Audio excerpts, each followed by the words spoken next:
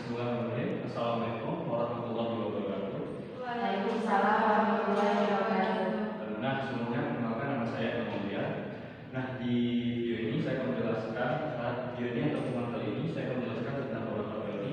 Nah, teori pertama yang kita bahas adalah tentang teori analisis personal yang dikemukakan oleh Eric Berne. Nah, sebelumnya kita lebih lanjut, kita akan menjelaskan tentang beberapa biografi Eric Berne. Nah, Eric Berne adalah seorang psikiatri dan pengasas analisis personal.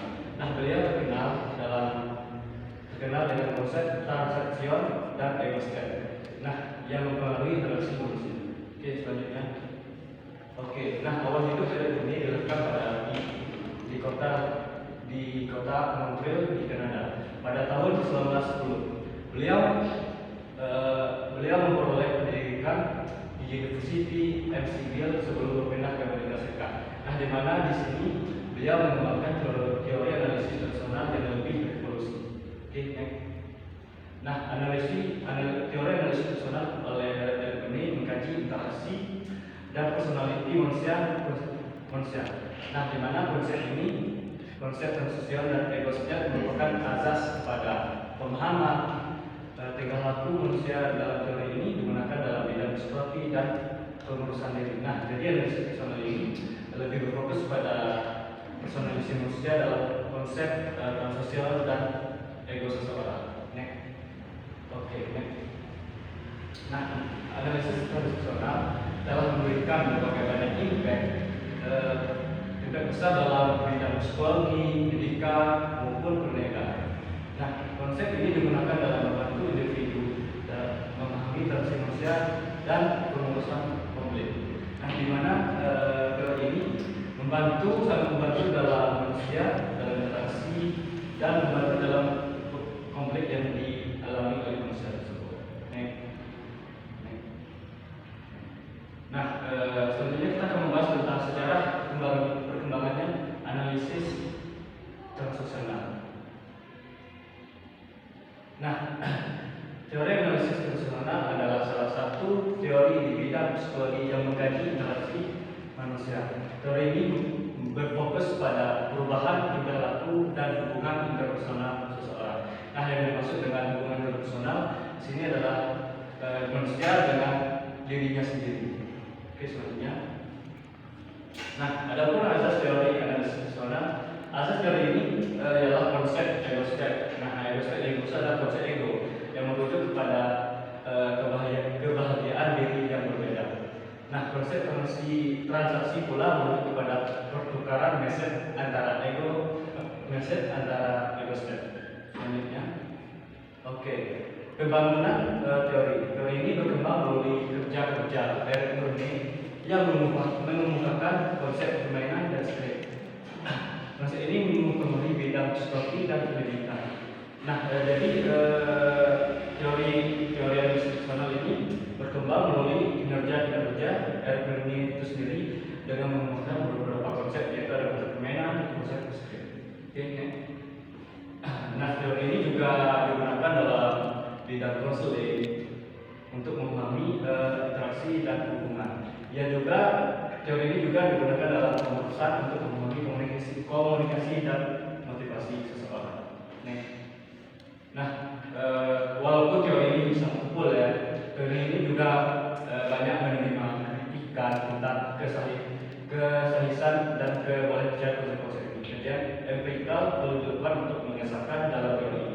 Nah, jadi teori ini juga walaupun sempurna, juga banyak memiliki kritikal dalam kebolehan konsep-konsepnya. Nah, selanjutnya.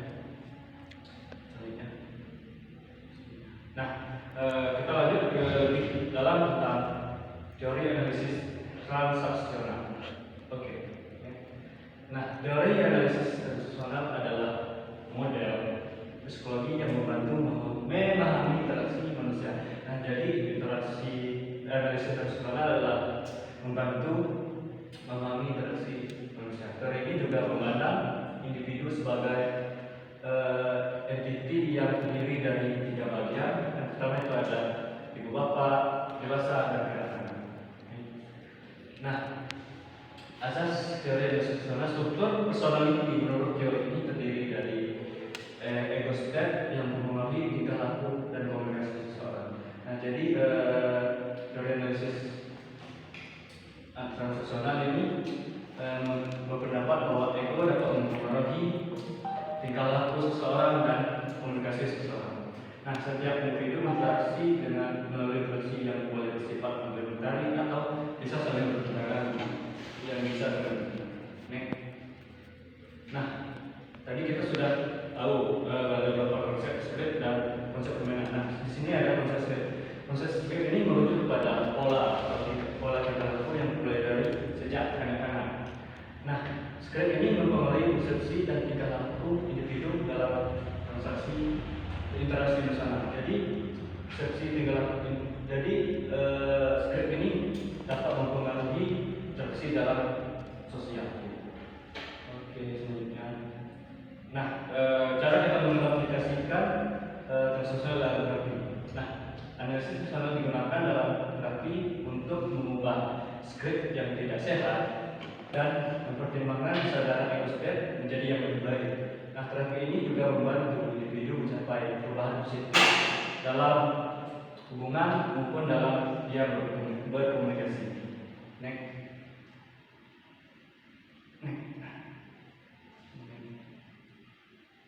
Nah, demikian tentang penjelasan tentang teori analisis personal. Selanjutnya kita akan lanjut tentang teori selanjutnya, yaitu teori eksistensialisme yang dikemukakan oleh Viktor Frankl.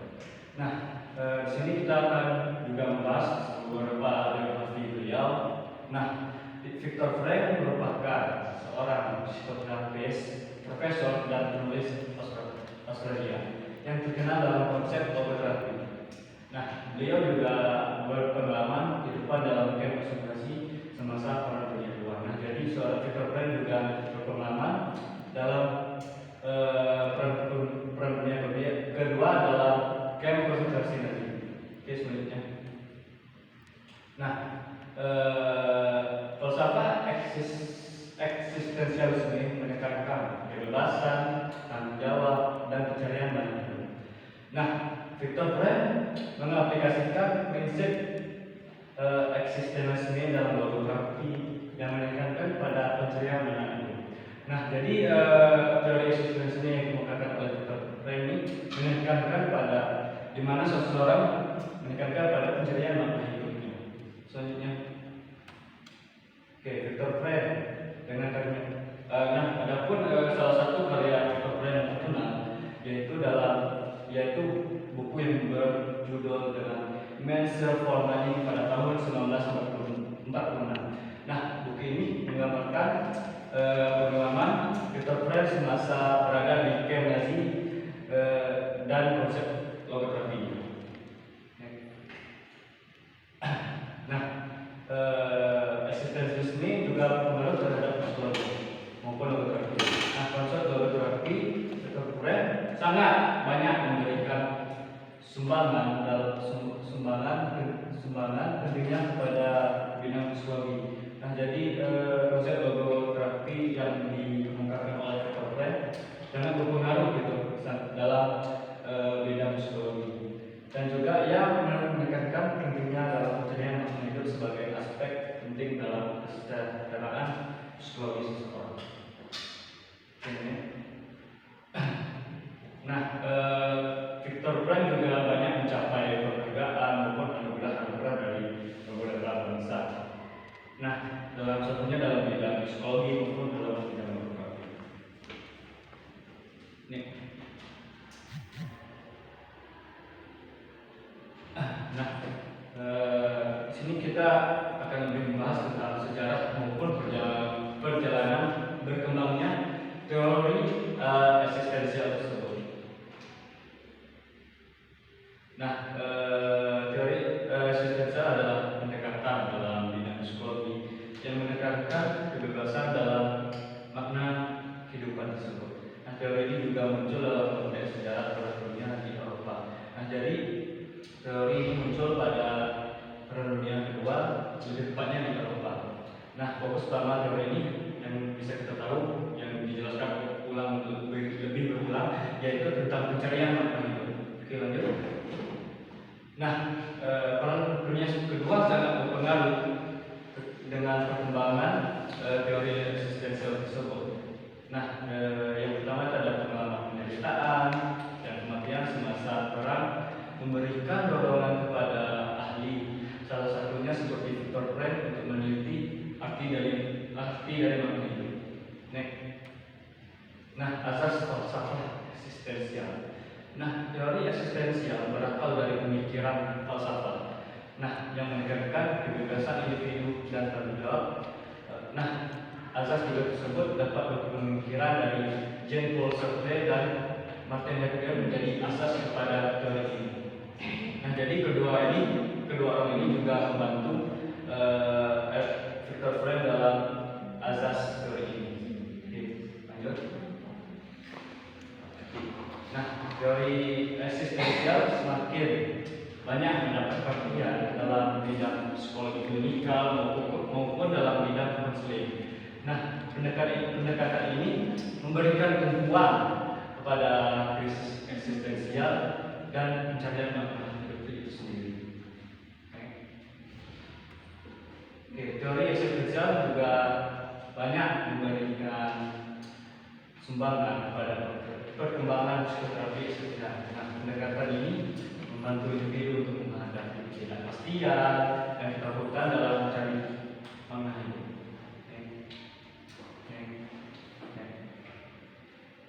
Oke, nah terus selanjutnya kita cara mengaplikasikan atau pemahaman tentang teori eksistensial.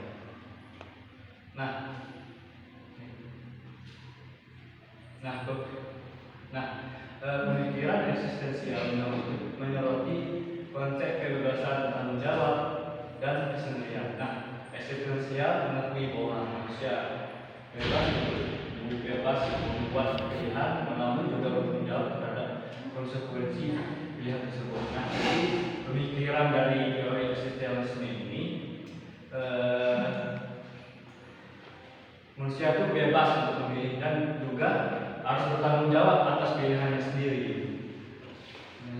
Dan kemudian dipandang sebagai realiti, manusia sebagai yang harus diperhatikan. Jadi pemikiran eksistensialisme ini juga sebenarnya itu dipandang sebagai realiti manusia yang harus dihadapi manusia itu sendiri. Nah, penerapan teori eksistensialisme dalam bidang terapi menekankan pada pemahaman makna hidup, pengendalian hidup individu, dan penyelesaian konflik eksistensial. Nah, terapis membantu individu menemukan makna penderitaan dan mendidik mereka untuk hidup secara autentik. Nah, krisis eksistensial adalah pengalaman ketidakmampuan untuk menemukan makna dalam hidup. Nah, di mana individu mungkin mengalami kebuntuan emosi, kebingungan dan perasaan yang kehilangan arah. Nah, krisis ini mendorong pencarian makna yang mendalam. Makanya seorang Viktor Frank bisa kepikiran untuk melakukan teori eksistensial. Nah, selanjutnya.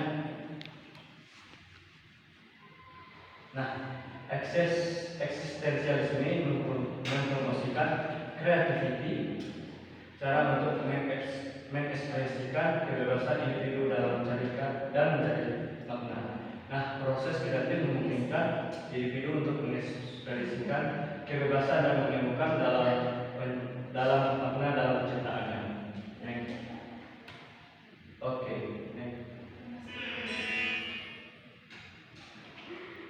Oke, ini selanjutnya kita akan membahas tentang teori yang terakhir. Nah, yaitu teori yang dikemukakan oleh Fritz Perls atau teori Gestalt. Nah, lebih lanjut kita akan mengenal siapa itu Fritz Perls. Nah, kita akan menggali perjalanan hidup dan warisan beliau. Marilah kita bagaimana beliau menciptakan terapi Gestalt dan mempengaruhi psikologi modern. Nah, Fritz Perls dilahirkan di Jerman pada tahun 1893. Beliau menghadapi tekanan keluarga yang tinggi, tetapi ini mempengaruhi pencernaan dalam psikologi. Nah, terapi Gestalt membentuk terapi Gestalt menekankan kesadaran diri dan keutuhan individu. Beliau juga mengelakkan pengalaman langsung dan dialog terapeutik. Nah, selanjutnya pengaruh Per juga memberi sumbangan kepada psikologi humanistik dan psikologi eksistensial. Nah, jadi Per tidak cuma di teori Gestalt saja. Dia juga banyak memberikan sumbangan psikologi humanistik dan psikologi eksistensial. Nah, beliau juga mempengaruhi terapi kelompok dan terapi pendekatan holistik. Nah, warisan Fresberg terus hidup dalam terapi Gestalt dan pendekatan terapeutik modern. Beliau juga memberikan inspirasi ramai terapis dan ahli psikologi. Nah, jadi beliau ini sangat menginspirasi dalam beberapa dalam bidang ahli psikologi.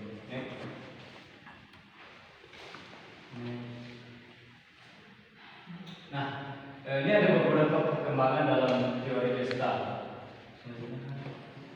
Nah, teori Gestalt adalah sebuah pendekatan dalam psikologi yang menekankan pada kesatuan dan organisasi. Ini menekankan bahwa keseluruhan adalah lebih daripada jumlah bagian-bagian individu.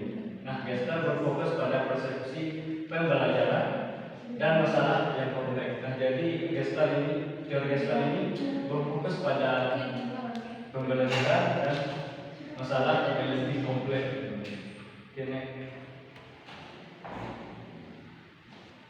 Nah, prinsip kesatuan Gestalt menyatakan bahwa manusia cenderung mencari kesatuan dan keutuhan dalam persepsi. Ini bermakna bahwa ketika melihat objek sebagai satu keseluruhan, bukan bagian-bagian yang terpisah. Ini mempengaruhi corak pembelajaran dan persepsi manusia itu sendiri. Nah, teori Gestalt juga mempunyai hukum kesinambungan. Nah, di mana menyatakan bahwa untuk manusia cenderung untuk melihat garisan dan corak yang berterusan sebagai keseluruhan berbanding dengan garisan corak yang terputus-putus. Ini memberi kesan pada persepsi visual maupun pemahaman manusia sendiri. Nah, kritik pada Nah, bagaimana kita mengaplikasikan teori Gestalt? Nah, teori Gestalt telah diaplikasikan di beberapa bidang terapi, terutama dalam terapi keluarga maupun terapi individu. Nah, pendekatan Gestalt membantu individu memahami pengalaman mereka lebih keseluruhan dan memberi tumpuan interaksi antara individu dan persekitaran mereka. Nah, jadi teori Gestalt ini mengaplikasikan dengan interaksi antara individu dan orang-orang di sekitar mereka.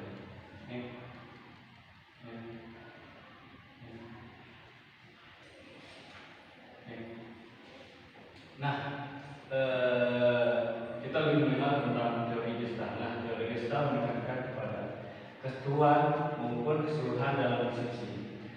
Prinsip Gestalt merangkumi kesinambungan, keseimbangan maupun keteraturan. Nah, teori ini menekankan bahwa manusia cenderung untuk melihat secara keseluruhan daripada bagian-bagian yang kecil. Nah, jadi Gestalt ini berpendapat bahwa manusia itu cenderung melihat keseluruhan, tidak dengan bagian-bagian yang kecil. Nah, prinsip Gestalt mempengaruhi bidang psikologi seni visual dan reka bentuk. Nah, tadi sudah kita bahas prinsip kesinambungan. Nah, prinsip kesinambungan menggambarkan kecenderungan manusia untuk melihat objek yang berada dalam satu garisan terus. Ini merujuk pada kecenderungan manusia untuk melihat kesinambungan dalam bentuk maupun garisan. Nah, contohnya pada corak berulang, manusia cenderung untuk melihat corak itu sebagai satu keseluruhan yang berterus-terusan. Nah, prinsip keseimbangan merujuk pada kecenderungan manusia untuk menjadi keseimbangan maupun kestabilan dalam persepsi visual. Visual itu maksudnya di sini dalam segi dia melihat sesuatu. Nah, manusia juga cenderung untuk mencari keseimbangan dalam elemen-elemen visual seperti warna, size, dan kedudukan. Prinsip ini penting dalam seni visual dan maupun mereka untuk mencapai kesan visual yang lebih seimbang. Nah, prinsip keteraturan merujuk kepada kecenderungan manusia untuk mengesan pola dan keteraturan dalam persepsi visual.